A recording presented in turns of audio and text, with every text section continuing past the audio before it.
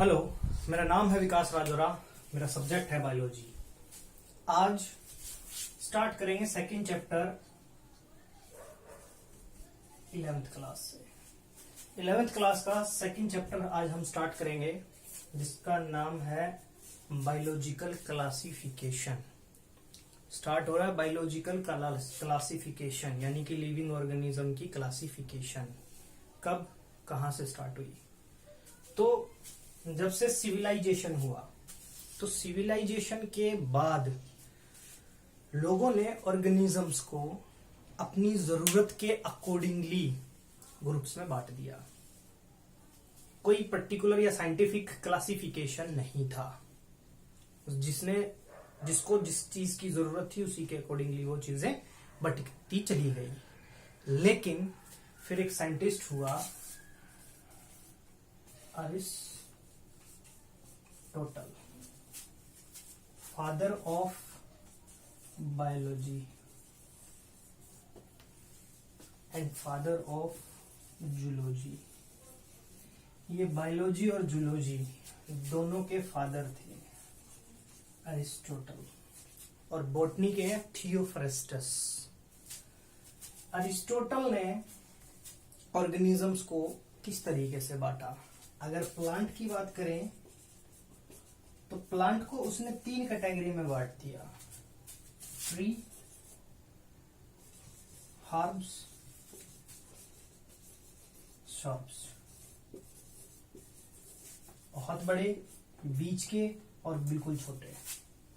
अगर एनिमल की बात करें तो एनिमल को उसने काफी तरीके से, अलग अलग तरीके से ऑर्गेनिज्म को बांटा। जैसे फॉर एग्जांपल अगर एक बात करूं तो रेड ब्लड वाले ऑर्गेनिजम्स को उसने अलग रखा,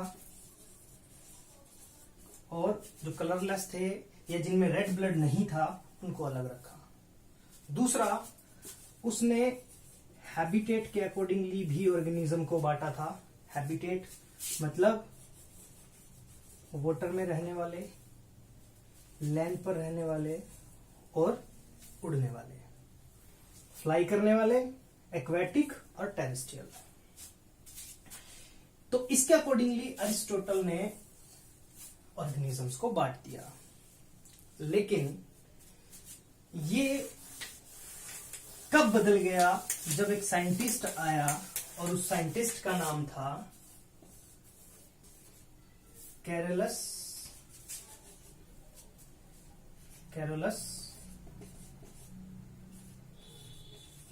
लीनियस। इस साइंटिस्ट के बाद जितने भी ऑर्गेनिजम्स थे वो 2 किंगडम में बांट दिए इस साइंटिस्ट ने। 2 किंगडम थे, प्लांटिया और दूसरा था एनिमेलिया। इसने थोड़ा सा साइंटिफिक वे तरीका अपनाया और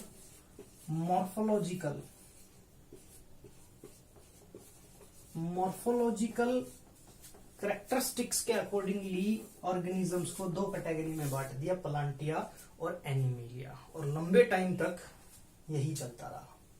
एक लंबे टाइम तक ये 2 किंगडम सिस्टम चलता रहा। उसके बाद देखते हैं कि इस कैरोलस लीनियस ने जो 2 किंगडम में जितने भी ऑर्गेनिज्म थे उनको बांटा था, उसमें क्या क्या कमियां थी। कैरोलस लीनियस ने 2 किंगडम बना दिए, लेकिन उसमें प्रॉब्लम यह थी कि उसने ना तो unicellular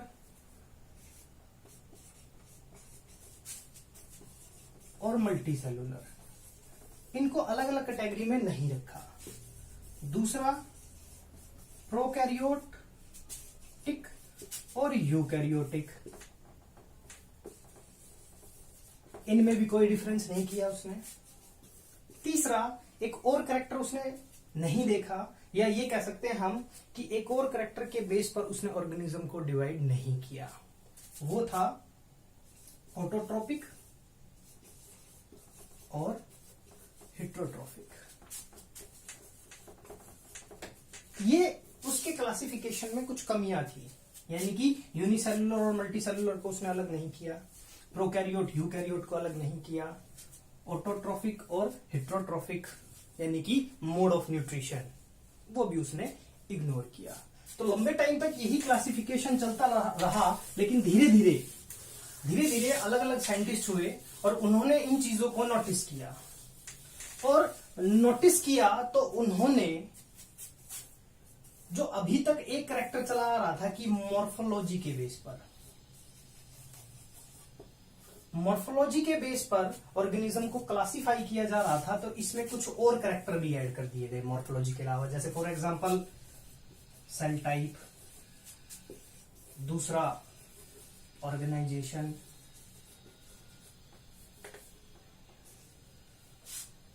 mode of nutrition,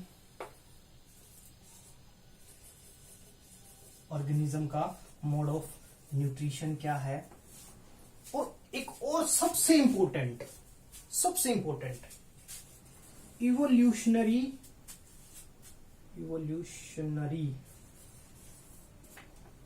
relationship सबसे इंपॉर्टेंट, कि एक ऑर्गेनिज्म का दूसरे ऑर्गेनिज्म के साथ रिश्ता क्या है, इसको फाइलोजेनेटिकल रिलेशनशिप भी बोलते हैं। एक ही बात है, आगे ये फाइलोजेनेटिकल के नाम से आएगा, यहां पर मैंने इवोल्यूशनरी रिलेशनशिप दिया है। एक ही बात है, कंफ्यूज होने की जरूरत नहीं है। इवोल्यूशनरी रिलेशनशिप या फाइलोजेनेटिकल रिलेशनशिप का मतलब है एक ऑर्गेनिज्म का दूसरे ऑर्गेनिज्म के साथ रिश्ता क्या है, उस बेस पर। तो ये कैरेक्टर्स अलग अलग साइंटिस्ट ने और नोटिस किए, और जो 2 किंगडम सिस्टम था वो टाइम के साथ 5 किंगडम सिस्टम हो गया। कैसे हुआ ये और जान लेते हैं। हमने क्या कहा, प्लांटिया और एनिमिलिया 2 ही किंगडम थे, और 2 किंगडम में यूनिसेलुलर मल्टीसेलुलर का कोई अलग करने का कोई तरीका नहीं था, एक ही में थे। आपके प्रोकैरियोट यूकैरियोट भी, और दूसरा फोटोसिंथेसिस जो करते थे वो भी, और जो हेटेरोट्रॉफ थे वो भी एक ही ग्रुप में रखे गए थे। तो धीरे धीरे साइंटिस्ट ने क्या किया, इन चीजों को नोटिस किया, और उन्होंने क्या देखा, उन्होंने देखा कि जो यूनिसेलुलर है प्लस प्रोकैरियोटिक है।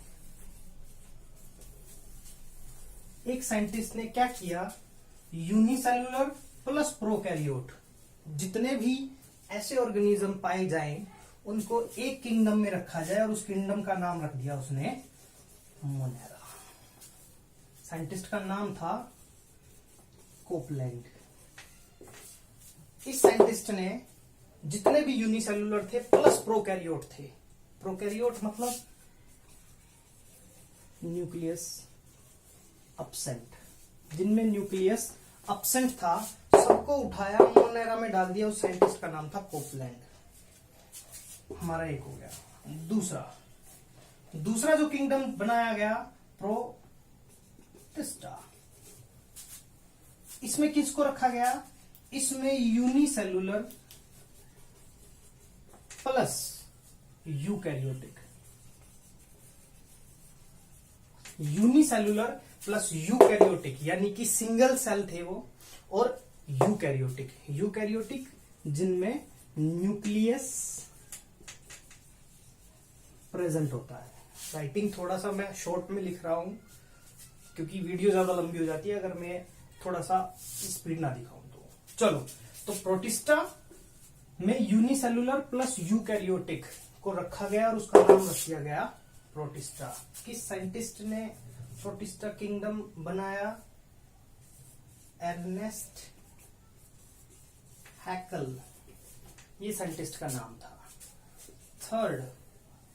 थर्ड किंगडम बनाया गया फंगस यानी फंजाई, जिसका नाम से जानते हैं। जिस साइंटिस्ट ने फंगस किंगडम बनाया, और किस बेस पर बनाया कि फंगस के बाहर सेल वॉल होती है लेकिन वो चीटीन की बनी होती है, प्लस ये हेटेरोट्रोफिक होते हैं। हेटेरोट्रोफिक में कौन सा टाइप? सैप्रोफिटिक। कौन से होते हैं? सैप्रोफिटिक। डेड और डिकेइंग मैटर पर जो ग्रो करते हैं उनको बोलते हैं सैप्रोफिटिक। साइंटिस्ट का नाम था R.H. व्हिटेकर। सुना लग रहा होगा नाम। उसके बाद आता है फोर्थ किंगडम, प्लांटिया। ये तो आप जानते ही हो, प्लांटिया और एनिमेलिया। Carlos Linnaeus. 5 किंगडम हो गए थे। इन 5 किंगडम को अरेंज किया था इस R.H. व्हिटेकर ने, और इसीलिए कहा जाता है कि who proposed 5 kingdom system of classification. तो वो 5 किंगडम क्लासिफिकेशन इसने प्रपोज किया था, ना कि इसने 5 किंगडम दिए थे। 5 किंगडम अलग अलग साइंटिस्ट ने दिए थे। मोनेरा कोपलैंड ने दिया था, प्रोटिस्टा अर्नेस्ट हैकेल ने दिया था, फंगस R.H. व्हिटेकर ने, प्लस 5 किंगडम सिस्टम, और ये ऑलरेडी थे ही। क्वेश्चन ये राइज होता है कि इनकी जरूरत क्या पड़ी, और क्या इनको कैसे इनको अलग अलग साइंटिस्ट ने अलग अलग किया। जैसे कुछ अभी मैंने एग्जांपल दिए और देते हैं। जैसे फॉर एग्जांपल कैरलस लीनियस ने क्या किया था? बैक्टीरिया,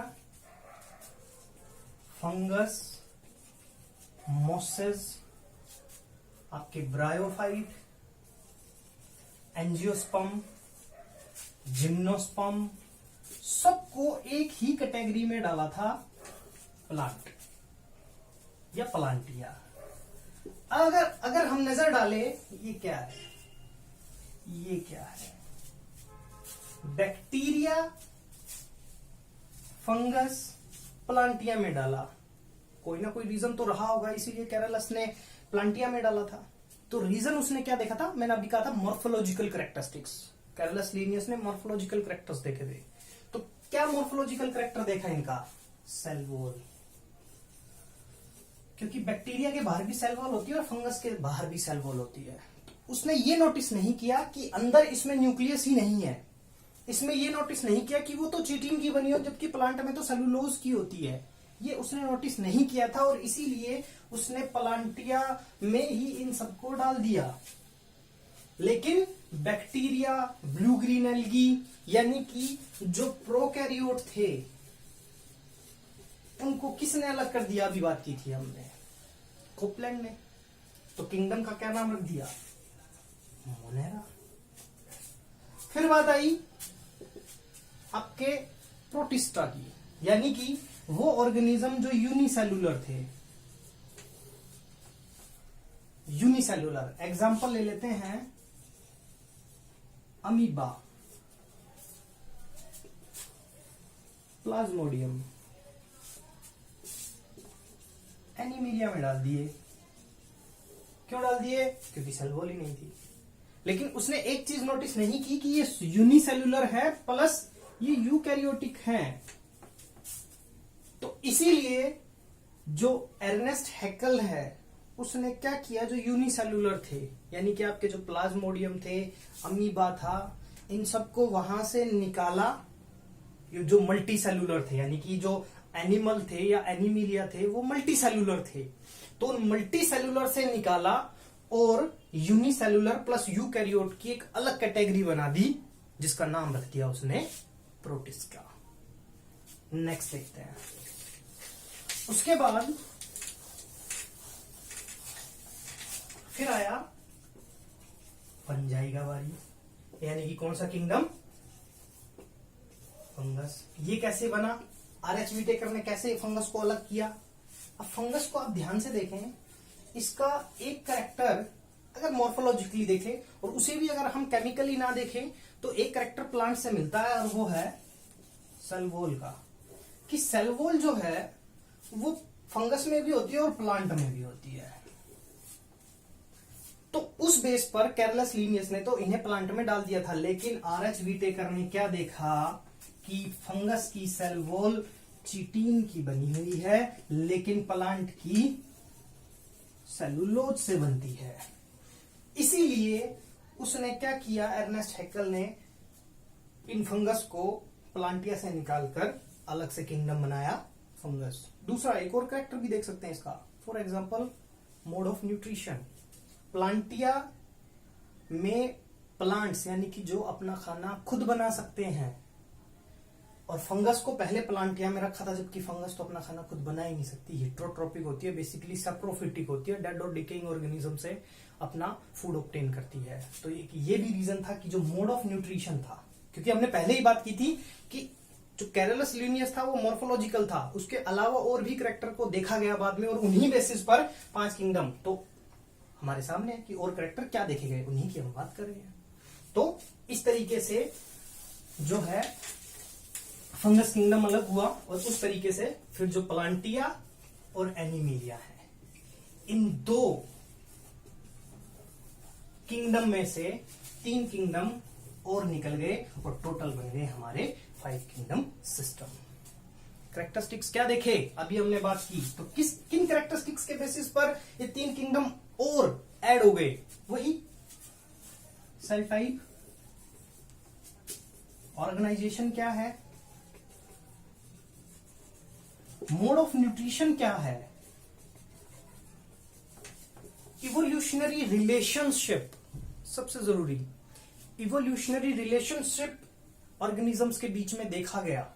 तो उन बेसिस पर क्या किया गया, जो 2 किंगडम सिस्टम है वो बन गया हमारा 5 किंगडम सिस्टम। ये था हमारा 2 kingdom system plus 5 kingdom system, और ये बेसिस था हमारा बायोलॉजिकल क्लासिफिकेशन का। आगे अब हमने 5 किंगडम पढ़े हैं, हम 5 किंगडम को एक एक करके पढ़ेंगे।